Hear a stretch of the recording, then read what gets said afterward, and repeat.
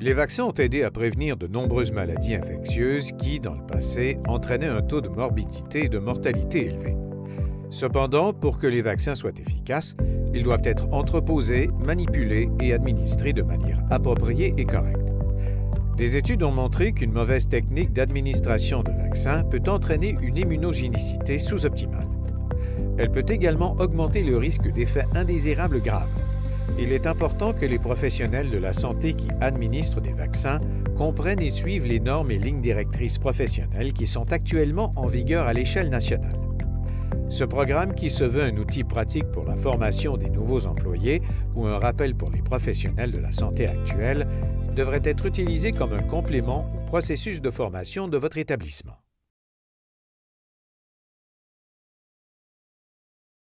Les vaccins sont des préparations orales, nasales ou injectées composées d'agents infectieux morts ou affaiblis, tels que des bactéries ou des virus.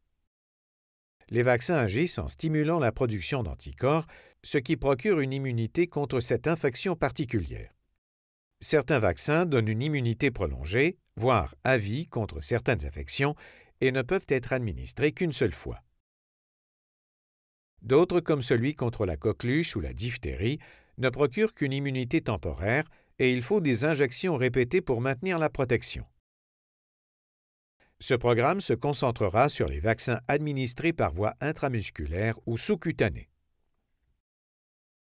Avant l'administration de vaccins, on doit poser des questions aux patients concernant leur état de santé actuel et toute contre-indication possible, y compris les effets indésirables dans le passé découlant des composants du vaccin. Les enfants et les adultes peuvent être vaccinés même s'ils sont atteints d'une maladie mineure, par exemple une infection des voies respiratoires supérieures, la diarrhée ou une otite moyenne, avec ou sans fièvre légère. De plus, pour s'assurer d'obtenir un consentement éclairé, le professionnel de la santé doit discuter des avantages et des risques du vaccin avec le patient ou le parent ou le fournisseur de soins à l'aide de ressources pertinentes. Il est important de répondre de manière confiante à toutes les questions du patient ou du parent.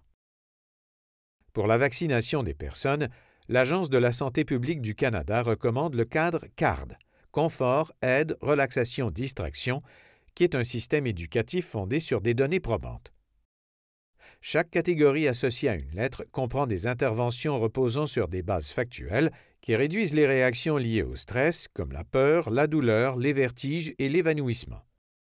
L'expérience de vaccination s'en trouve donc améliorée, ce qui permet d'accroître la confiance dans la vaccination et de mieux faire accepter les vaccins. L'aménagement de la clinique de vaccination est important pour mettre les patients à l'aise et réduire au minimum le stress lié à la vaccination. Le cadre CARD recommande que les cliniques de vaccination soient mises en place selon ces normes.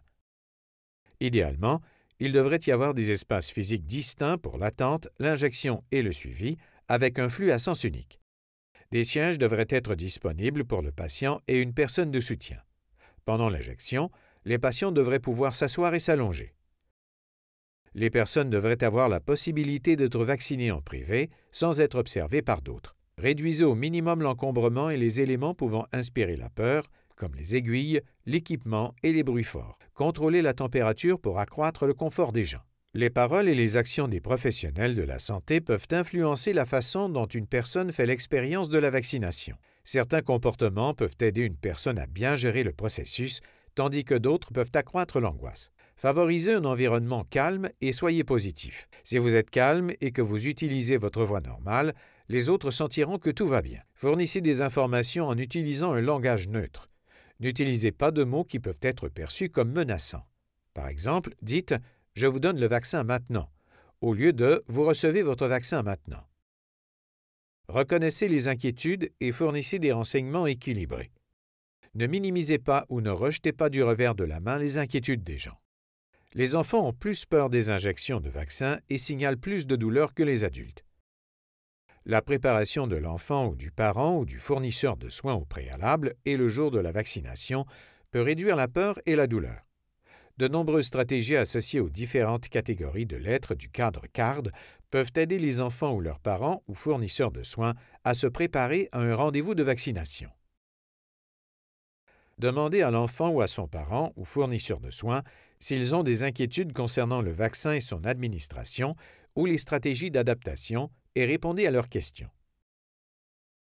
Offrez des options associées aux différentes catégories de lettres CARD. Les options varieront en fonction de l'âge et des préférences de l'enfant. Certaines stratégies peuvent être mises en œuvre par les professionnels de la santé. Des stratégies CARD spécifiques seront décrites plus tard dans cette vidéo. Les professionnels de la santé peuvent fournir aux enfants et aux parents, ou fournisseurs de soins, des renseignements à l'avance pour leur permettre de planifier des stratégies d'adaptation. De cette façon, les enfants peuvent se préparer en portant un chandail à manches courtes pour faciliter l'accès aux points d'injection, en apportant de la maison un article qui peut les réconforter, en prenant une collation avant et après l'injection. Utilisez des stratégies adaptées à l'âge. Pour les bébés de 12 mois ou moins, l'allaitement avant et après la vaccination est l'intervention préférée pour réduire la douleur.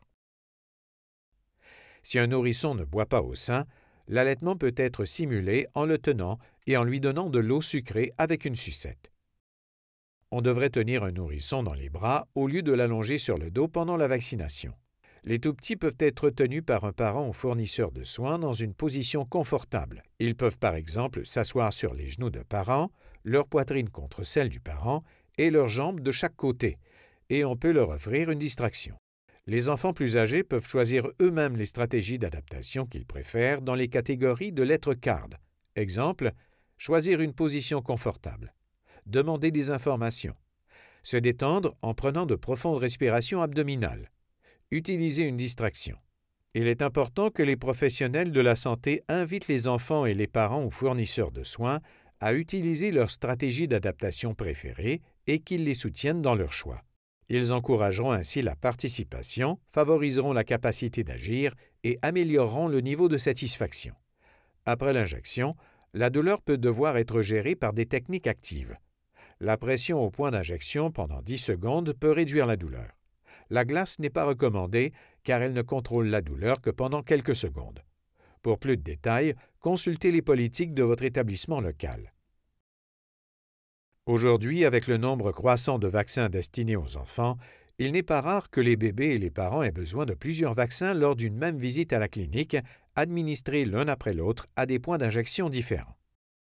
Il n'y a pas de contre-indication à l'administration de plusieurs vaccins et toutes les possibilités de vaccination devraient être explorées. Le vaccin contre la COVID-19 peut être administré aux adultes en même temps que d'autres vaccins, par exemple le vaccin contre la grippe. Lors de l'administration de plusieurs injections, une seringue différente doit être utilisée pour chaque injection.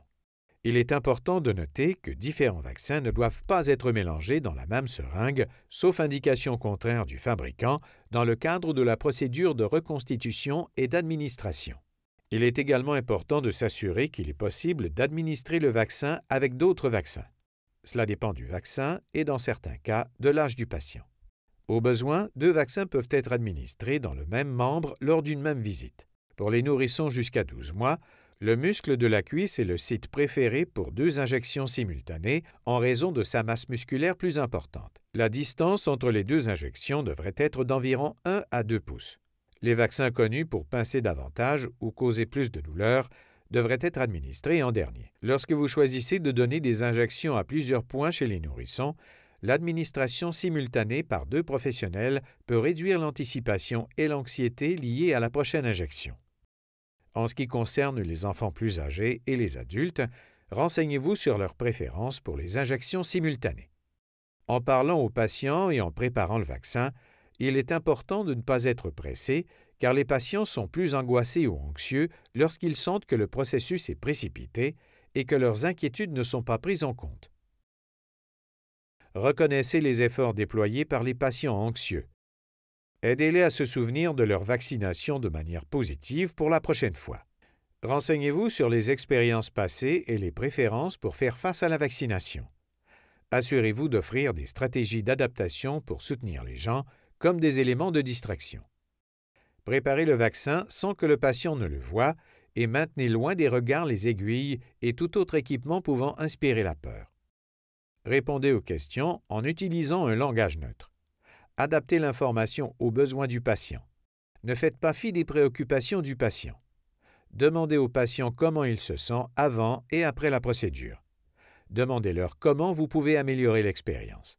Le Guide canadien d'immunisation recommande que les professionnels de la santé demandent au patient s'il a des antécédents de réaction de syncope ou préalable à une syncope, notamment des symptômes tels que la pâleur, la faiblesse, des étourdissements et des nausées. La syncope ou l'évanouissement se produit plus souvent chez les patients ayant peur des aiguilles. Les patients sujets à la syncope ou à l'évanouissement peuvent être invités à s'allonger pendant l'administration du vaccin ou à utiliser la tension musculaire pour ne pas perdre connaissance. La tension musculaire est un exercice qui consiste à alterner entre la tension et la libération de grands groupes musculaires, comme les jambes. Cette action augmente la pression artérielle et empêche l'évanouissement. L'exercice se poursuit jusqu'à ce que la procédure soit terminée ou que la sensation d'évanouissement se soit atténuée.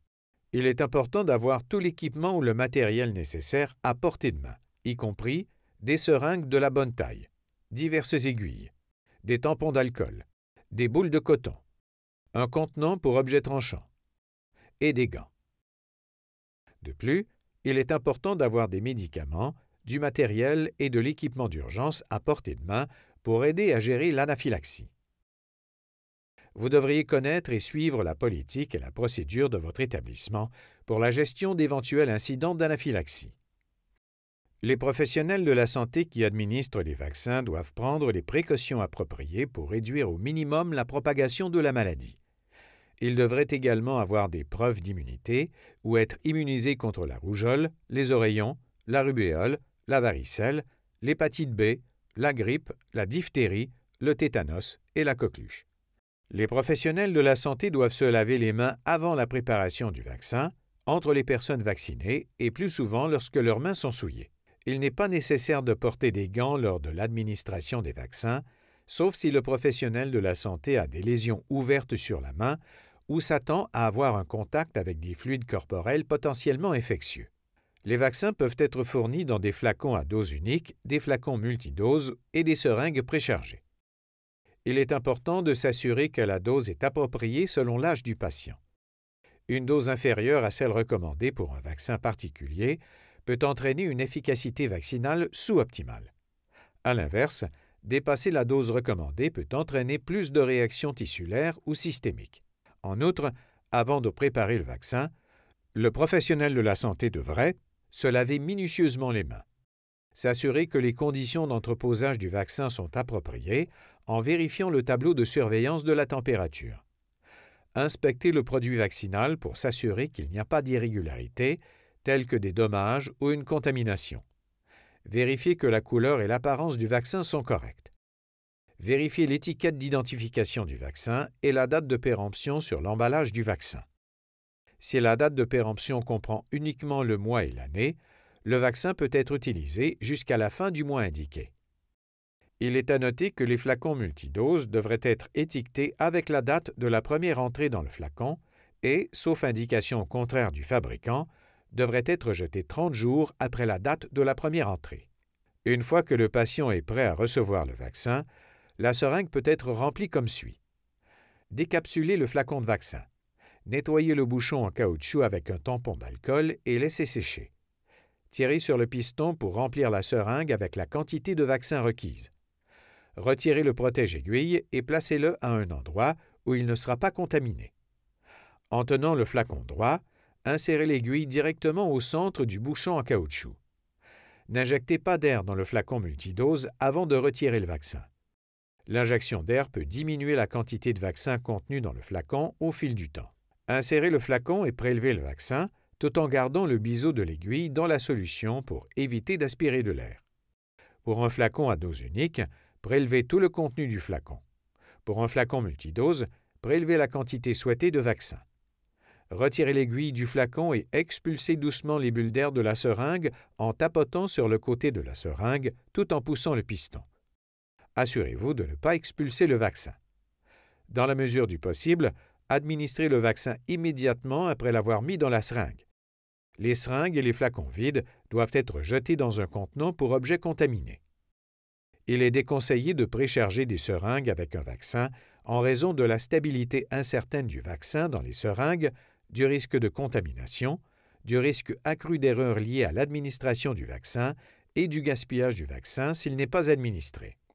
Selon la préparation du vaccin, le professionnel de la santé pourrait avoir besoin de reconstituer le vaccin avec un diluant fourni. Voici quelques lignes directrices pour une reconstitution adéquate du vaccin. Assurez-vous d'utiliser uniquement le diluant fourni par le fabricant. Vérifiez la date de péremption du vaccin et du diluant. Retirez le bouchon du flacon de vaccin. Nettoyez le bouchon en caoutchouc avec une lingette imbibée d'alcool et laissez-le sécher. Prélevez le diluant dans votre seringue et injectez-le dans le flacon de vaccin. Attention! Injecter le diluant trop rapidement ou secouer l'ampoule peut provoquer une mousse, ce qui peut affecter la dilution et, au bout du compte, l'efficacité du vaccin.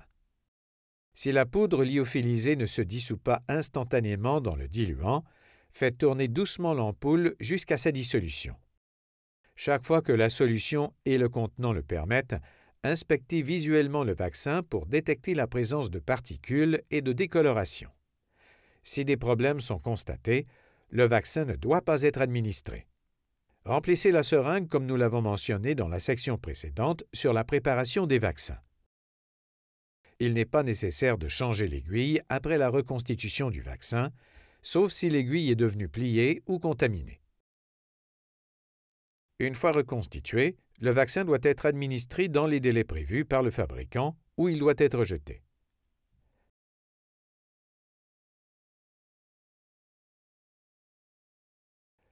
Les vaccins injectables sont administrés par voie intramusculaire, IM, ou sous-cutanée profonde, SC. Les professionnels de la santé devraient connaître ces deux voies d'administration et être à l'aise de les utiliser. Des vaccins sont également administrés oralement, par injection intradermique et par pulvérisation intranasale. Ce programme examinera uniquement les voies intramusculaires et sous-cutanées.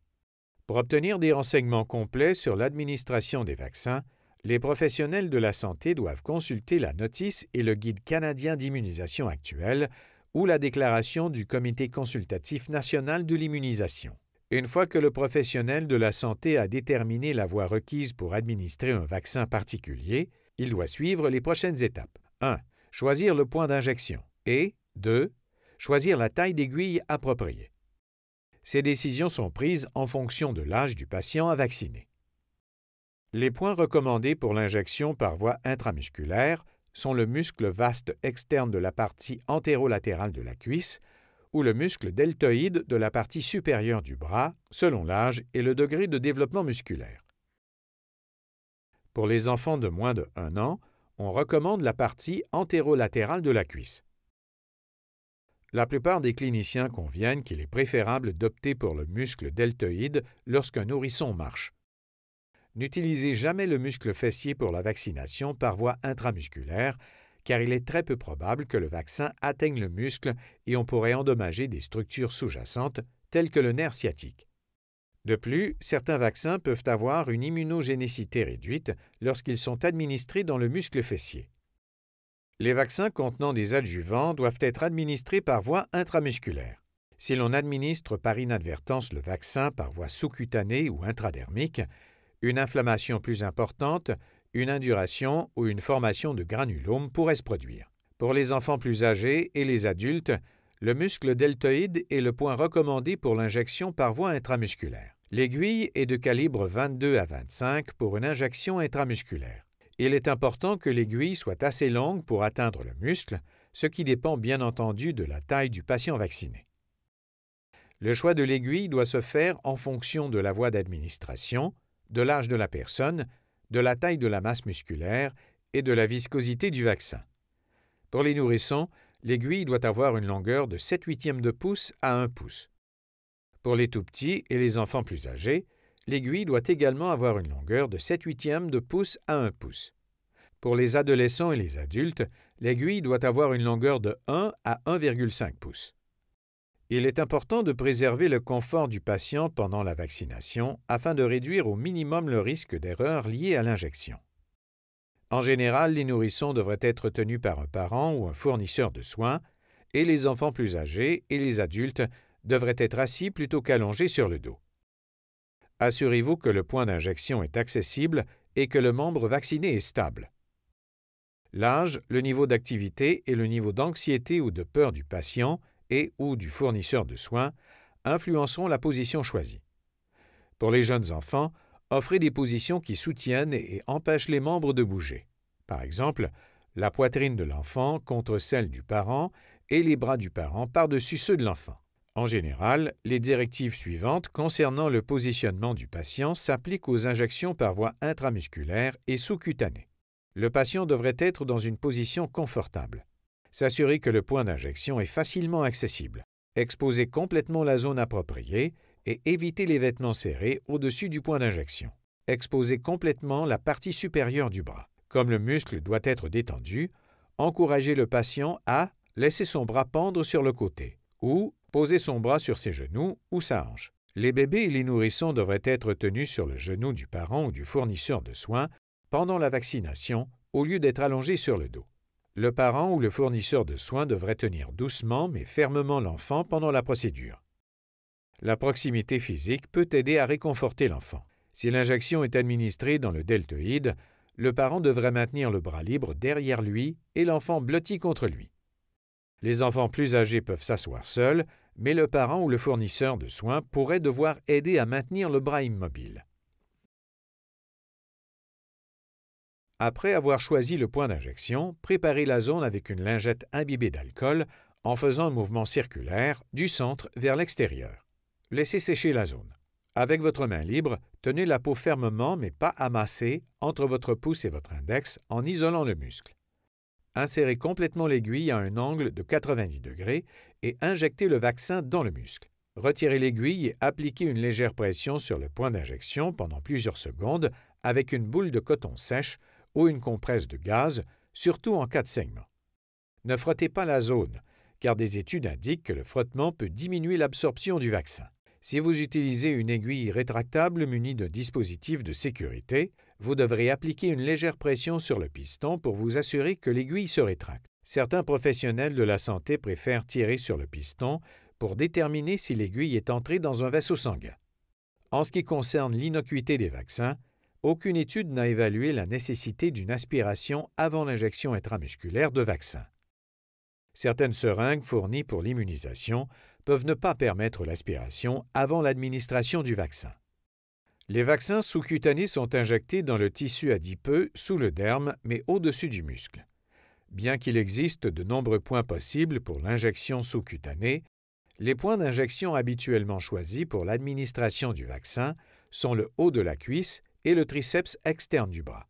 L'aiguille est de calibre 25 avec une longueur de 5/8 de pouce pour l'injection sous-cutanée. Avec le patient correctement positionné, les injections sous-cutanées sont administrées comme suit. Après avoir choisi un point d'injection approprié, préparez la zone avec une lingette imbibée d'alcool en faisant un mouvement circulaire du centre vers l'extérieur. Laissez sécher la zone. Amassez ou pincez la peau et la graisse entre le pouce et l'index afin de soulever le tissu adipeux en l'éloignant du muscle sous-jacent.